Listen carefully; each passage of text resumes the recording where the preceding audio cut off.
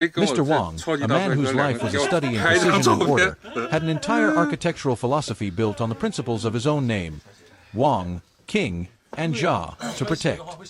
He had protected his son, xiaozhan, from the world for 25 years, guiding him through a respectable path, cultivating an image of dignified artistry and quiet success. He had seen Wang Yibo, the pop star, the dancer, the man of raw, untamed energy, as a chaotic force. He saw the piercings, the tattoos, the reckless passion as a threat to everything he had built for his son. He had met Wang Yibo once, a brief, tense exchange, and had walked away with his prejudices confirmed.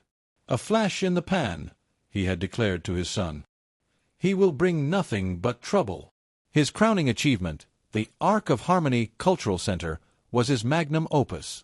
It was a cathedral of glass and steel, a testament to a lifetime of mathematical elegance and structural integrity.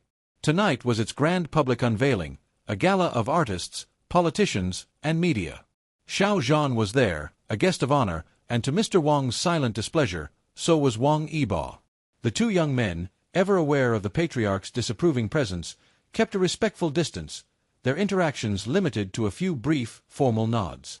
The evening was a blur of speeches and classical music until a low, groaning rumble, like a giant clearing its throat, reverberated through the main hall.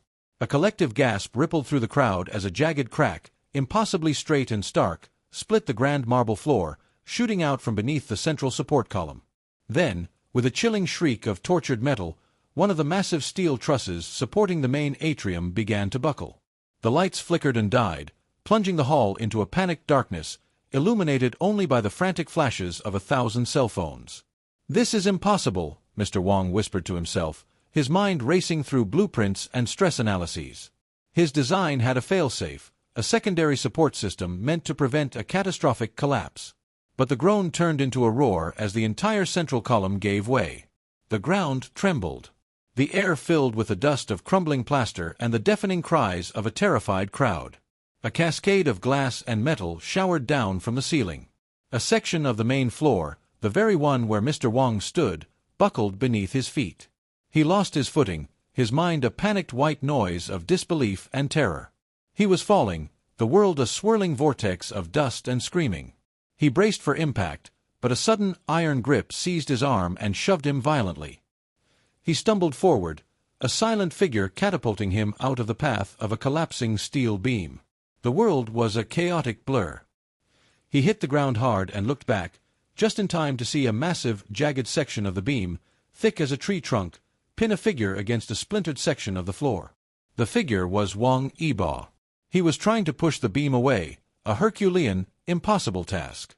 The strain was etched on his face, a mask of grim determination. He wasn't pushing it for himself. The beam was holding up a large piece of the ceiling, a piece that was directly above a dozen trapped people, a small family huddled in a protective circle, their screams silenced by fear. Wang Yibo's sacrifice wasn't just to save Mr. Wang. It was to save a dozen strangers. Mr. Wang, a man who had only ever seen Wang Yibo as a dancer of elegant, effortless motion, now saw him as a human support column, his body a bulwark against a collapsing world. The beam began to crush him, a sickening crunch of bone and flesh. But he didn't let go. His face was a study in pure, unadulterated resolve. He grit his teeth, the muscles in his neck and arms straining, holding up the impossible weight. And then, a hand reached out to him. It was xiaozhan, his eyes wide with horror and a desperate courage Mr. Wang had never seen before. He was grabbing Wang Yibo's other arm, pulling at the beam, adding his strength to the impossible task. The world was collapsing, but in that moment, in that small shadowed corner of hell, two men, whom the world believed to be rivals, were a single unbreakable force. They were not fighting for a career. They were fighting for a life. Rescue workers arrived minutes later, their headlamps cutting through the swirling dust. They saw the scene and reacted with a practiced, somber efficiency. It took a team of a dozen men and specialized hydraulic tools to finally lift the steel beam. Wang Yibo, his body a broken, bruised mess, was pulled from the wreckage. His arm was grotesquely twisted, and a sharp shard of metal was embedded in his shoulder.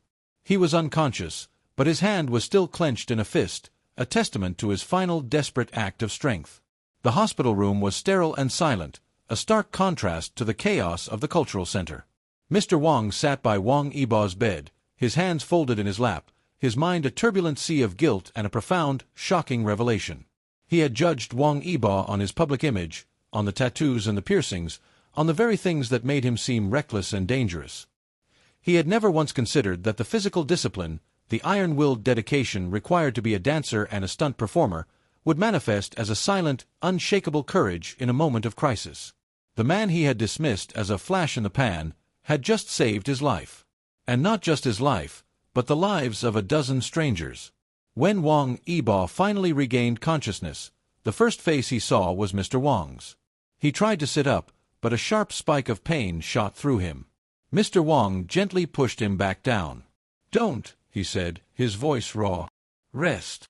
Wang Yibo looked at him, his expression a mix of surprise and confusion. A moment later, Xiaozhan entered, his face pale with exhaustion and worry. He rushed to Wang Yibo's side, and the two men's hands found each other, a silent language of love and relief that needed no words. Mr. Wang watched them, and for the first time, he truly saw. He saw the deep, abiding connection between them, a bond forged not in the frivolous world of celebrity, but in the crucible of a life-or-death moment. He had been so blind, so focused on his own preconceived notions of what was respectable. He had judged a man by his cover, not by the courage that ran through his veins. Later that evening, after Xiaozhan had fallen asleep in a chair next to the bed, Mr. Wang spoke to Wang Yibo, his voice a quiet confession. "I judged you unfairly," he said, the words heavy with a lifetime of unspoken pride and prejudice. "I saw a boy, not a man. I saw a profession, not a heart. You are more of a son than I ever thought possible. You protected my greatest work, not the building, but my son. And in doing so, you protected me." Wang Yibo simply looked at him, his eyes filled with a quiet understanding. He didn't need an apology. The sacrifice had been its own reward. He had saved the man he loved's father, a final unspoken act of loyalty that needed no fanfare. The emotional climax wasn't a tearful exchange or a dramatic speech.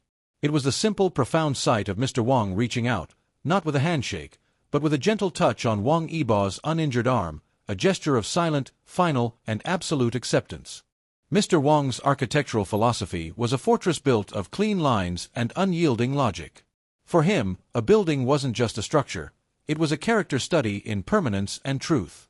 His masterpiece, the Arc of Harmony Cultural Center, was the culmination of this belief, a triumph of mathematical precision and structural integrity. Every angle, every curve, every soaring arch had a purpose, a reason rooted in the laws of physics and his own deep-seated need for control. He had spent his life cultivating a world of order, and his son, xiaozhan, was a product of it. He saw the elegant, composed artist in his son and felt a deep, fatherly pride. But then there was Wang Yibo. He saw Wang Yibo as chaos personified. The man moved with a fluid, untamed energy that defied all of Mr. Wang's principles. He was a creature of impulse and raw emotion, with a profession that seemed as fleeting as a passing cloud. Mr. Wang saw the piercings, the tattoos, the rebellious spirit not as a form of expression, but as a dangerous vulnerability. He had met Wang Yibo only once before, a brief, tense exchange that solidified his prejudice. Wang Yibo had offered him a respectful bow, and Mr. Wang had only seen a disrespectful, boyish slouch. "A flash in the pan," he had muttered to himself. "A fire that burns bright and burns out." Tonight was the grand unveiling of the Arc of Harmony, a star-studded gala filled with the nation's most respected artists and dignitaries. Mr. Wang felt a sense of quiet triumph, a silent vindication of his life's work. His son, Xiaozhan, a guest of honor, was by his side. And in a corner of the main hall, his quiet triumph was tempered by the unwelcome presence of Wang Yibo.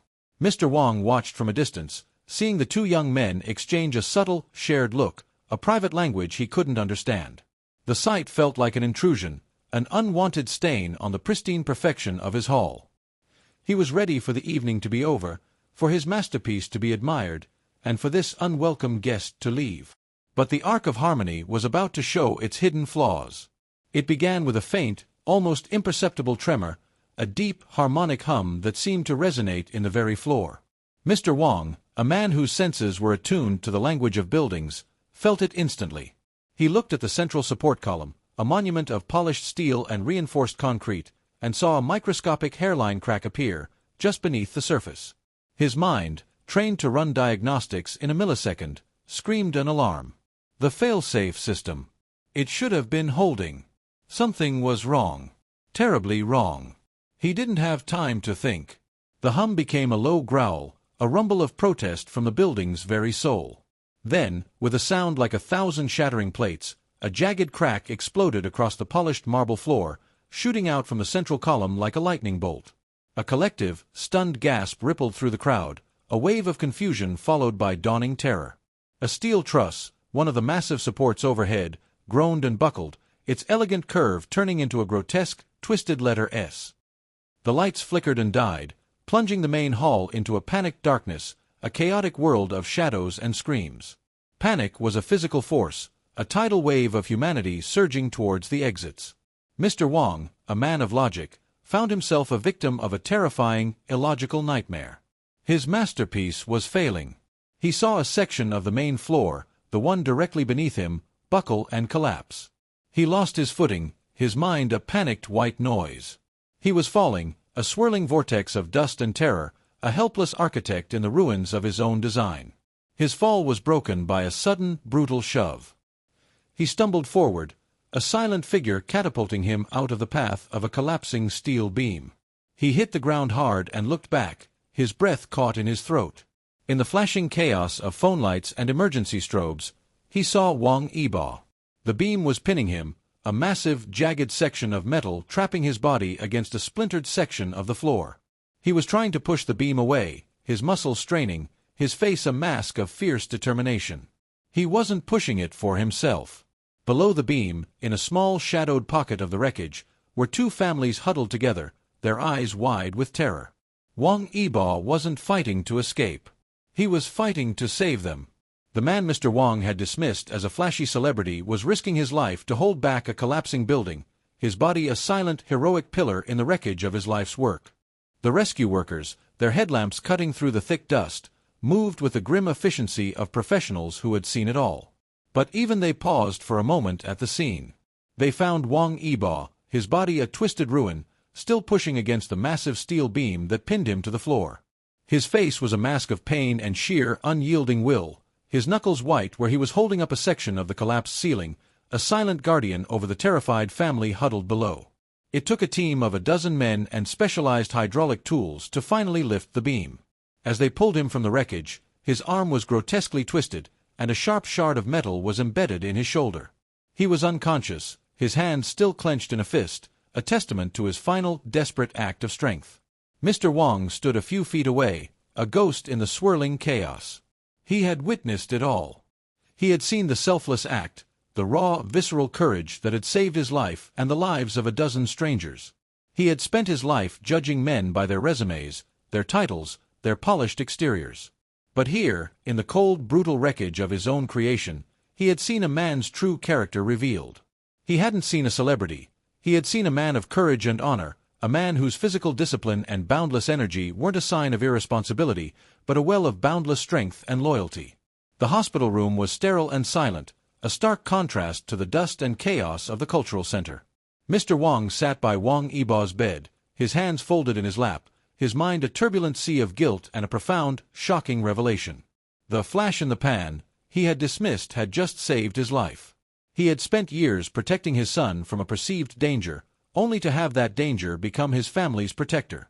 He watched as Xiaozhan entered the room, his face pale with exhaustion and worry, and rushed to Wang Yibo's side. The two men's hands found each other, a silent language of love and relief that needed no words. Mr. Wang watched them, and for the first time, he truly saw. He saw the deep, abiding connection between them, a bond forged not in the frivolous world of celebrity, but in the crucible of a life-or-death moment. He had been so blind, so focused on his own preconceived notions of what was respectable. He had judged a man by his cover, not by the courage that ran through his veins. The emotional climax wasn't a tearful exchange or a dramatic speech. It was a simple, profound sight of Mr. Wang, a man of quiet pride and deep-seated prejudice, reaching out and gently placing his hand on Wang Yibo's uninjured arm, a gesture of silent, final and absolute acceptance. He had nothing left to say. The sacrifice had said everything.